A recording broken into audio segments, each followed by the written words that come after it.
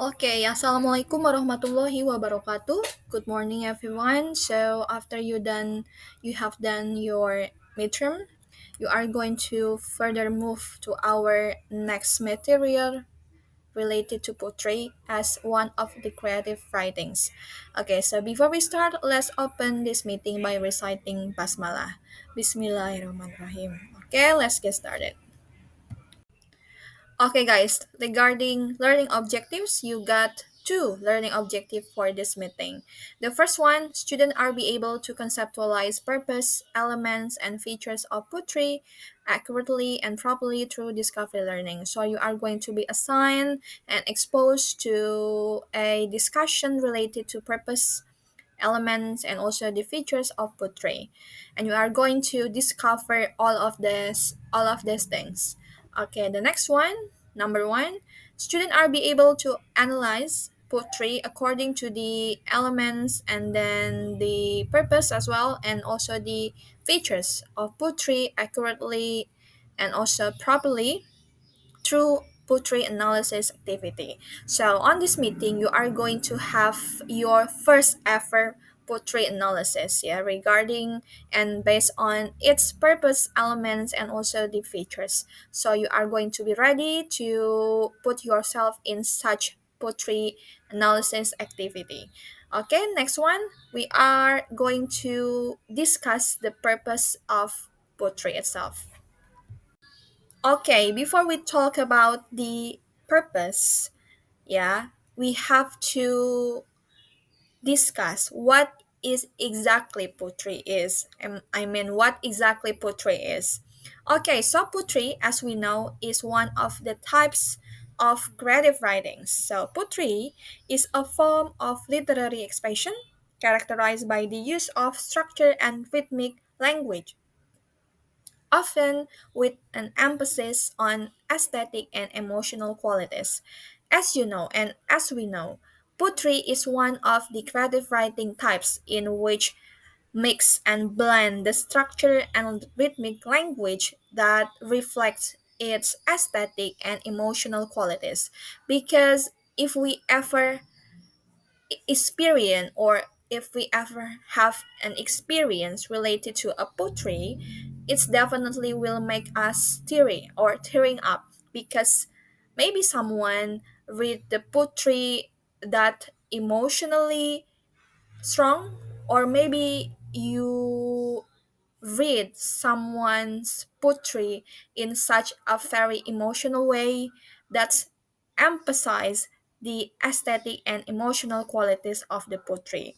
Because as we know, poetry is the creative literary expression in which shone, in which purposed, in which aim to revoke the reader emotion and also the feeling. So that's why the poetry itself is one of the types of creative writing that is definitely revoke, or was it build such a strong connection between the reader, between the writer and its readers, yeah, or its audience. So, poetry is a literary work, that is written to evoke a writer's feeling and thoughts through distinctive style and rhythm.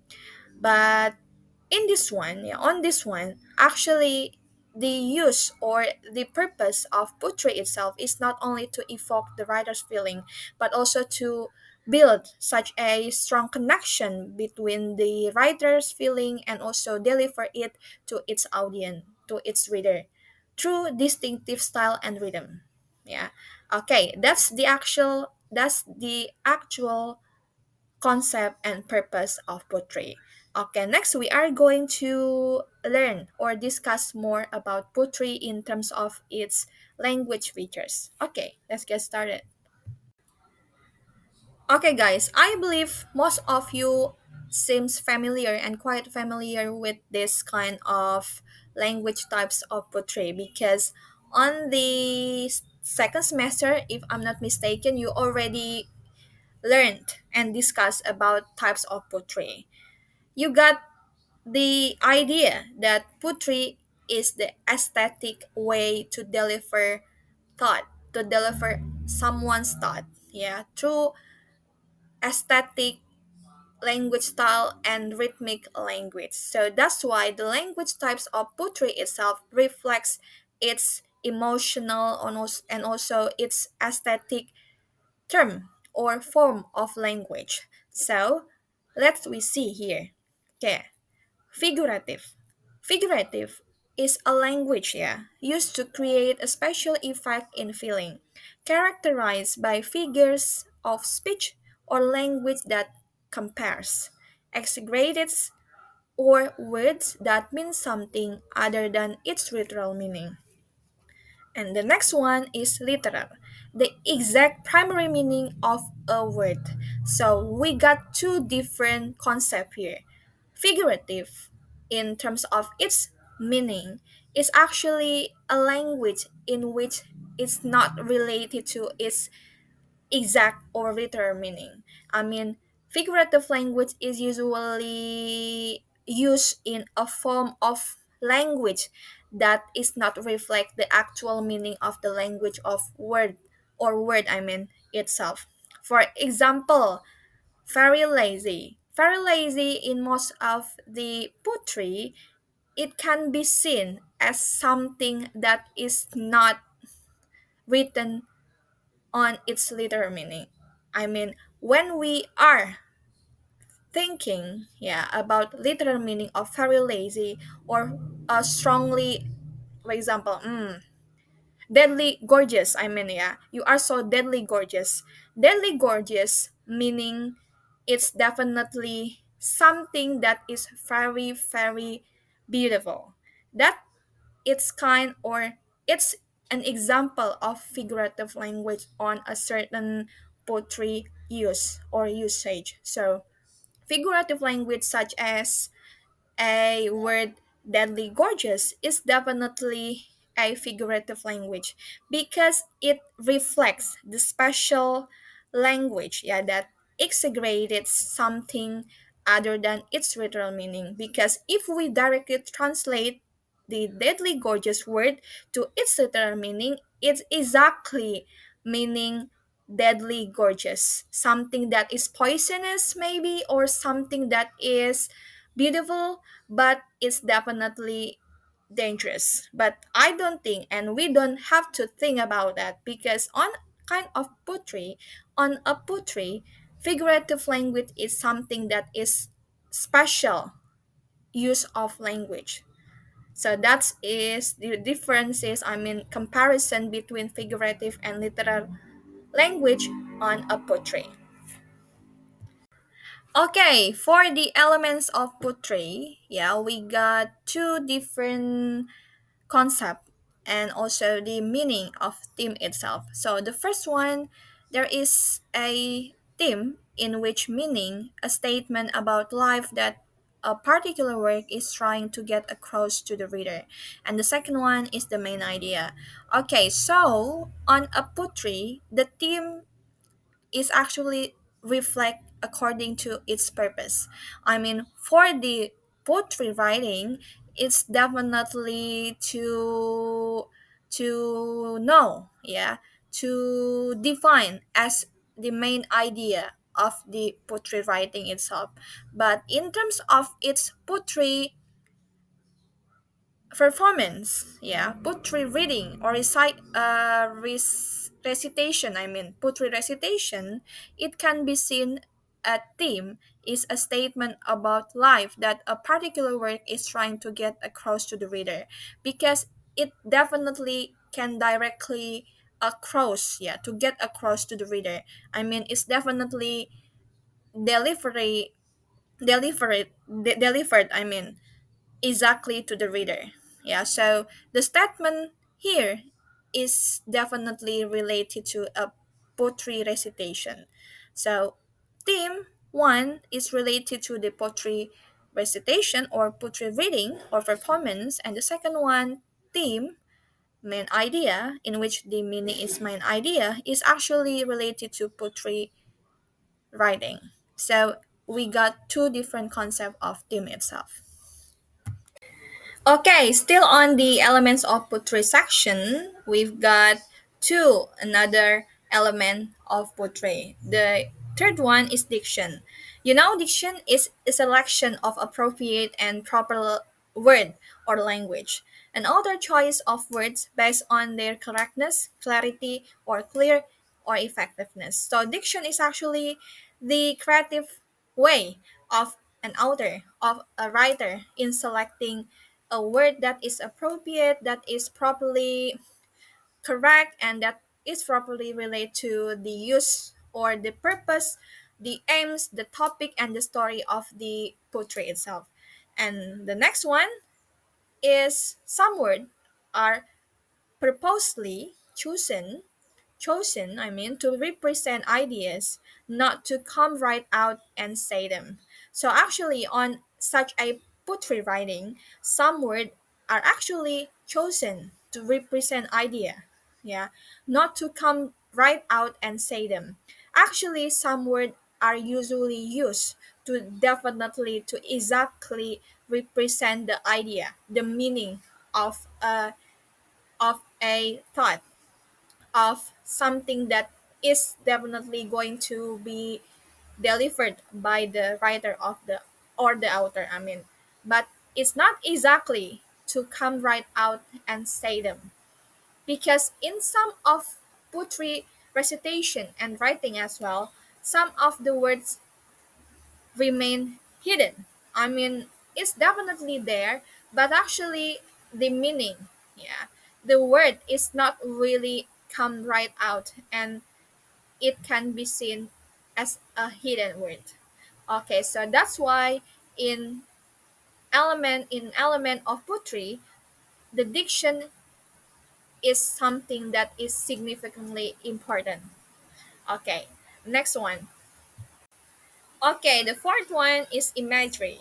Imagery is word or phrases a writer selects to create a certain picture in the mind based on sensory details. Okay, guys, so I need to apologize. Yeah, I would like to apologize because it's raining heavily here. It's raining cats and dog currently now, and I think my voice might be sounds unclear somehow, but I think it's definitely because the rain sound outside. I hope my voice is still clear to you, yeah? Hopefully. Okay, so let's continue. Imagery uses descriptive words to evoke the five senses. You know, five senses such as lima indera kita gitu ya. Our five senses, touching, and then hearing, and then eyeing or seeing, yeah, and then what is it, sniffing, and also maybe we could get another one, yeah, including to its five senses, because in such a poetry world or poetry words, yeah, imagery is a word or phrases that actually used by a writer to select to create a certain picture in the mind that can visualize the picture, the big picture, the clear picture, a clear picture of the poetry itself. So most of the writer, a poet, yeah, usually use imagery in order to describe the word or phrases, yeah, based on the sensory details. Okay, that's it. Okay, guys, matter and rhythm describe pattern repetition of stressed and unstressed syllables in a line of poetry. The matter and rhythm of a poem creates a beat. You know that this kind of element is usually happening while you reciting or reading your poetry, because it can clearly emphasize, yeah, the pattern repetition of stress and unstressed syllable in a line of poetry. But instead, you actually will definitely see or feel this one whenever you read your own portrait or someone's portrait, because the repetition pattern of stress and unstressed syllable is also can be seen, yeah, it also can be felt, yeah, in such a portrait in written form, on its written form, so actually the meter, yeah, the meter and also the rhythm of a poem or a poetry creates a beat that actually will evoke, will, what is it, show a rhythmic language and rhythmic style of the poetry itself. Okay, next one is first. First is metric line of poetry names according to the kind and number of feet composing it. So this first is actually an element that mostly the writer or the composer of the poetry is forget about, yeah, or forgetting about or forgotten about, I mean. So the first is actually a metric line of poetry names according to the kind and number of feet composing it. You can see on a poetry is definitely there is a metric line that can define, that can identify the metric, yeah, was it not the metric, I mean the number of feet composing it. But some of the poetry is actually hidden or skip this first in order to make a more aesthetic thing, I think. I don't think so, but actually this first is actually defined as a metric line of poetry, yeah, that you can see on the feet, yeah, of a poetry. And refrain. Refrain is a repetition of a line or a phrase of a poem at regular intervals, especially at the end of stanza at the chorus. So guys, while you talking about the first and refrain, yeah, of a poetry, you can see a lot of the specific element of poetry here, because first, yeah, is a stanza or group lines within a poem. Is such a lines, yeah. In such a simpler word, it's a line of a poem within a poem itself. While a refrain is a word or phrase or line that is repeated at a regular intervals throughout a poem. Yeah, you know that this refrain function as a chorus, similar in a song, to emphasize a theme, provide emphasis, or create a sense, musicality, and rhythm. Since we know a poetry is something that is related to a rhythm or rhythmic language of creative writing, it's definitely will relate it to the music I composing, I mean, and also the intervals of chorus itself. So first and refrain are the most unique elements of a poetry. Yeah, you can see this first and refrain in such particular put, yeah, along with its poetry or their poetry as well. Okay, that's the first and refrain. Okay, so stanza, a division of poetry name of or named for the number of lines it contains. When you see a space between lines in a poem, that means a new stanza is beginning. It's related to or it's similar, quite similar with a paragraph, yeah, guys, yeah. So stanza means a paragraph in such poetry writing or in such poetry written form. So stanza is a division of poetry that has a space, yeah, that indicate lines it contains. When you see, actually in most of poetry, there is always a space between the line that identify its stanza. It means that new stanza is beginning. We can see we can what is it? We can emphasize that a new stanza meaning a new topic, because a stanza usually has its own idea or main idea is quite similar to the paragraph.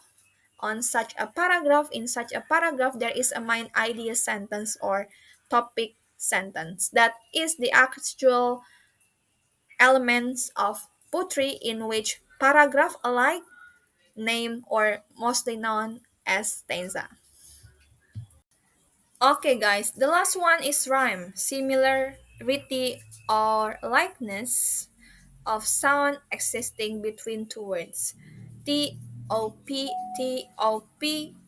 STOP stop. You know, pantun, bait dalam pantun, abe-abe, it's related, it's alike to this one. Yeah, it's similar to rhyme because it's definitely a likeness of sound existing between two words. So, rhyme mostly in a poetry define the repetition sound, yeah, between two words, usually the sounds after the final stressed syllable of each word. For example, cat, hat, rotten, forgotten, yeah, heard, bird are example of rhyming pairs of words. Their sound match after the last stressed syllable because I think you already familiar with minimal pairs in which the sound of two words sounds alike, yet in terms of a certain or one syllable is totally different. So it's definitely related or similar with a rhyme in such a poetry. Yeah.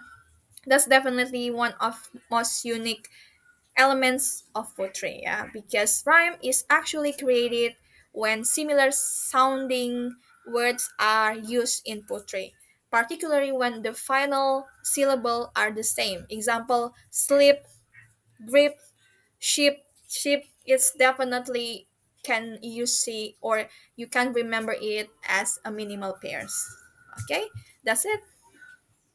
Okay, guys, so today's we are going to move to our let's practice bring it on. So I provide you with two putris, yeah, or two putri, and you have to analyze the putri based on its language features that related to the features that we have discussed on previous slide and also the elements of the portrait itself. So you have to be ready to analyze all of them, all of the portrait based on its language features, purpose, and also the elements. Yeah. Okay, so let's get started. Okay, guys. So for the first portrait is coming or come from Edgar Allan Poe. This poetry is actually one of the most well-known, yeah, poetry from Edgar Allan Poe. Edgar Allan Poe is a poet from USA and he was very well known for its dark theme or topic of the poetry I mean. Okay, so you have to read or recite the poetry first before you analyze this one. You have to remember that you have to analyze this poetry according to its purpose and also according to its language features and also the elements. Yeah. So you have to be careful while analyzing the poetry because an analysis result is basically reflect the way you think, the way your perception, yeah, toward this creative writing in which poetry. Okay, so you have to be careful while analyzing this one in order to be able to make or to create such a very distinctive, very meaningful, and also very clear poetry analysis result. Okay, so good luck. Okay, for the next poetry, it also came from the Edgar Allan Poe as well, the greatest Edgar Allan Poe as well. But this one is shortened than the previous one. The poetry entitled To My Mother. It's one of the most, I say this, I think, a very touching poetry to me because it describes love, a long lasting love from a mother. So you have to be careful while analyzing this one as well because you have to write and develop a very meaningful and also clear analysis result of this poetry. So before you analyze the poetry, I mean, you have to read it carefully and you have to read this poetry within or by your heart because it definitely reflects the way your poetry analysis result will be. Okay.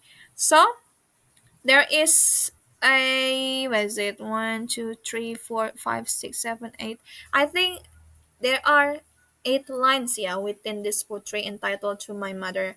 So you have to remember that each line has its own reflection, has its own meaning, and also has the figurative and certain elements on also language feature of poetry. So you have to be able to break down all of the language features, element, and also the purpose of the poetry within this poetry. Okay, that's it. Since I will not provide you with the exercise sheet, so you have to make it by yourself. Yeah. So you have to type,